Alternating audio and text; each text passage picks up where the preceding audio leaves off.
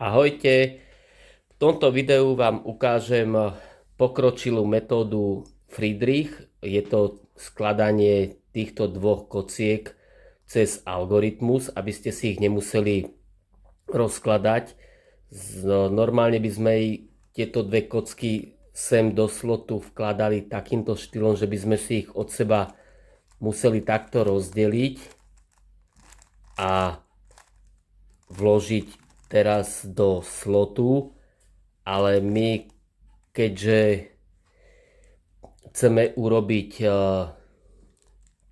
cez algoritmus, aby sme nemuseli ísť cez rozklad, ukážem vám jednu rýchlu metódu, ktorú sa naučíte len algoritmus. Takže tieto dve kocky, keď chceme dať do tohto slotu, na toto miesto, z tohto pohľadu L', U2, L, U, L', U', L. A teraz vám ukážem, keby ste náhodou kocku držali z iného pohľadu.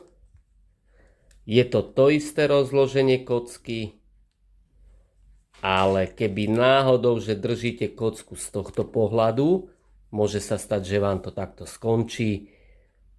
Tieto dve kocky pôjdu sem, aby ste pri rýchlom skladaní nemuseli robiť túto rotáciu. Tak je to presne, toto bol ten prvý algoritmus a teraz si dáme takto druhý algoritmus. Pôjde to sem, keby ste mali, tak bude R', U2, R, U, R', U', R. Vidíte, že je to rýchlejšie ako tieto dve kocky rozkladať.